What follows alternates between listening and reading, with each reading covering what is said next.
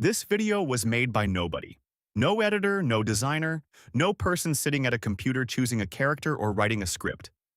An n8n workflow woke up at 6 a.m., invented a character, generated an image, turned it into two AI video scenes, merged them, wrote the YouTube title and description, and uploaded it, all while I was asleep.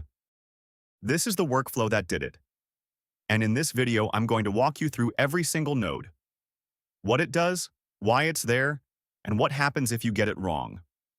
By the end, you'll understand not just this workflow, but the patterns behind it that you can reuse in any automation you build.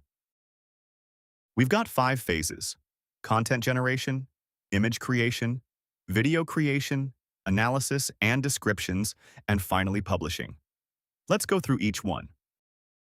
Everything starts here, the schedule trigger. If you look at the cron expression, 06817 ****, this fires at 6 a.m., 8 a.m., and 5 p.m. every single day. That's 3 videos per day, automatically. No manual trigger, no button to press. The first thing n8n does after the trigger fires is run this Python code node. Now this is where the creativity lives. And it's actually just randomization. We have lists of characters, locations, moods, lighting conditions, seasons, themes. And Python's random.choice picks one from each list every single run. So on one run you might get Cherry Blossom Fairy in a floating lantern festival during golden hour sparkle. On the next run, completely different. This is how you get variety without any human input. The randomness is the content strategy. At the end, it packages everything into a single prompt string and sends it to the next node as chat input. That's the key. Whatever you want to pass to an AI agent node, it needs to come in as chat input. That prompt goes straight into this AI agent, which is running GPT-4.1 Mini. Now why Mini and not GPT-4o? Because this task is structured formatting, not heavy reasoning. Mini is faster and cheaper, and for this job, it's more than good enough. The agent returns a JSON object with 3 fields: image prompt, text prompt, and generated title. But here's the problem. AI models don't always return clean JSON. They wrap it in markdown code blocks. They use single quotes instead of double quotes. They add trailing commas. This code node handles all of that.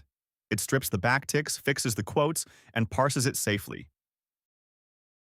This is something you'll need in almost every workflow that uses AI to generate structured data. Save this pattern. It will save you hours of debugging. Phase 2. We now have our prompts. So the first thing we do is generate a reference image using DALL-E through the OpenAI node.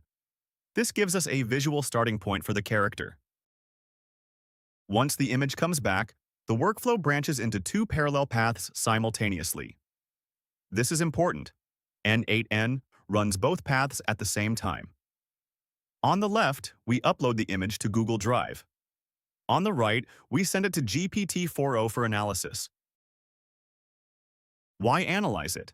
Because we need a text description of what the character looks like. We'll use that description later to keep the character consistent across the image-to-image edit step. We're essentially using GPT-4o as our eyes. The prompt here is very specific.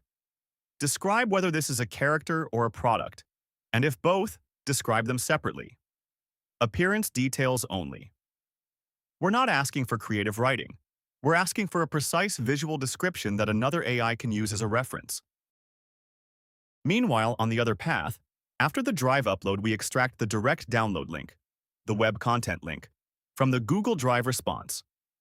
We'll need that URL in a moment to feed into the image editing API. Both paths now converge at this merge node.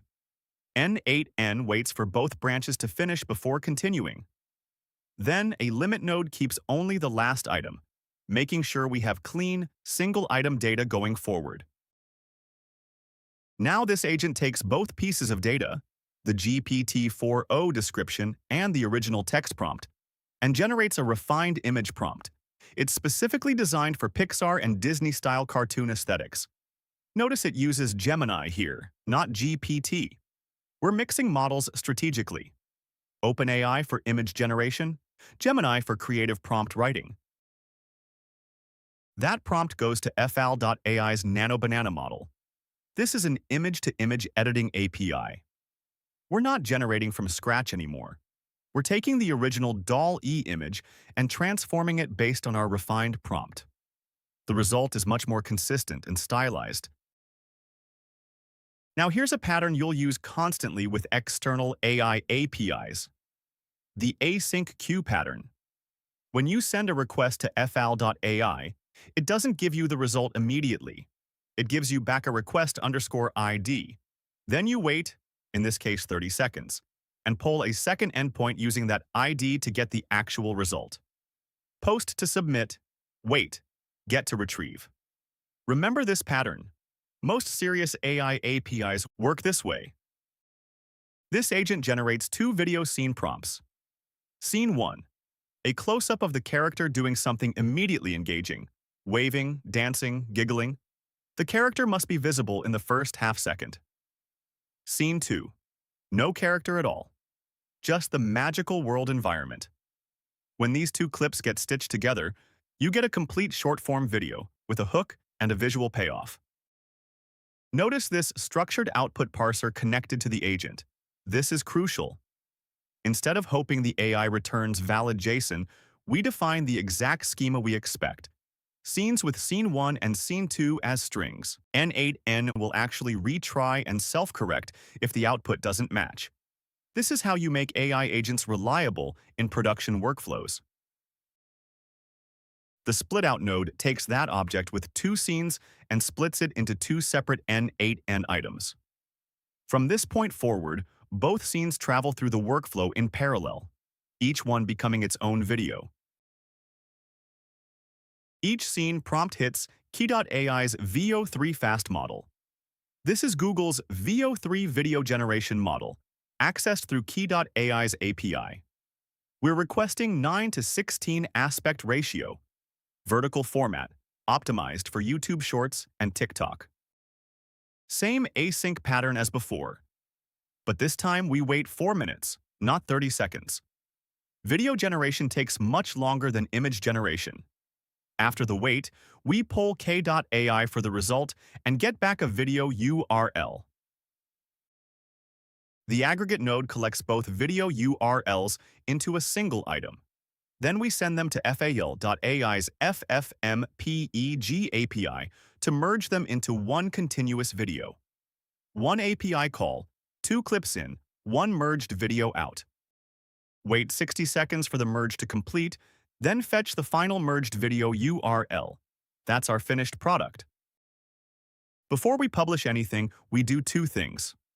First, the finished video gets sent to my Telegram immediately. This is my quality check. I can watch it on my phone and know exactly what's being uploaded. If something looks wrong, I can stop the workflow. At the same time, Gemini 2.0 Flash watches the actual video and describes what's happening. We're using a vision model here because we need to describe the final merged output, not the prompts we use to make it. The actual content might differ from the prompt, and we want descriptions that match reality. That Gemini description feeds into this Python code node, which builds a detailed prompt asking an AI agent to generate all our social metadata at once. 2 YouTube titles, 2 YouTube descriptions, a TikTok caption, Facebook Reel description, Instagram caption, and hashtags. All in one shot, all from a single video analysis. And again, we parse the AI output with a dedicated code node to extract clean JSON. Same pattern as phase 1. You'll notice this pattern repeating throughout the workflow. Generate with AI, parse with code. Always separate those 2 responsibilities. The drive file links and the generated metadata merge together, get aggregated into one item, and get written to Google Sheets in one row. Every column, date, time, both YouTube titles, both descriptions, all social captions, drive view link, drive download link, populated automatically. Here's something subtle but important. After we append the row to Sheets, we immediately read it back. Why? Because the merge node earlier combined data in a format that's not clean for the YouTube upload node. Reading back from Sheets gives us a clean, flat row of data. The limit node keeps only the last row, the one we just wrote. We download the video binary from Google Drive using the download URL. This gives n8n the actual video file in memory, ready to upload. The YouTube node uploads the video with the Echo Nova title and description from the spreadsheet. Tags are hard-coded here. Anime shorts, cinematic anime, viral anime shorts. These don't need to change per video. Category is set to film and animation. Immediately after upload, the video is added to a playlist automatically. If you run a channel with themed content, this keeps everything organized without any manual sorting. And finally, a Telegram notification. Upload confirmed, automated perfection. That's the signal that the entire pipeline completed successfully, from trigger to YouTube upload, fully unattended.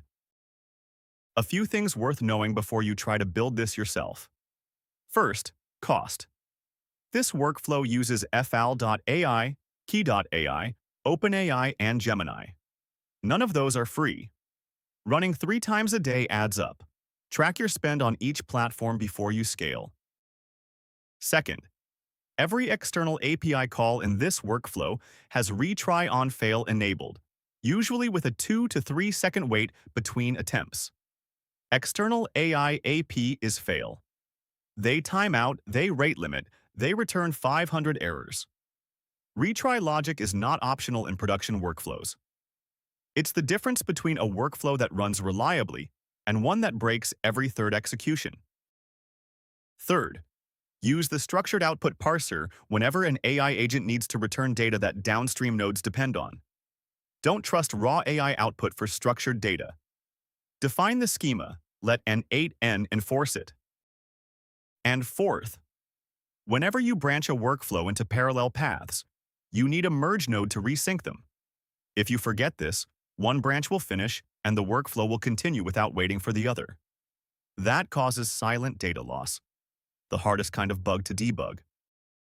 If you want to build this yourself, the workflow JSON is linked in the description. Swap in your own API keys and you're good to go. If you want me to help you build something like this for your own business, that's exactly what I do. Link to the consultancy is also in the description. Next video, I'm going to break down the async queue pattern specifically because it shows up in almost every serious AI API integration, and most tutorials skip right past it. Subscribe so you don't miss that one. See you there.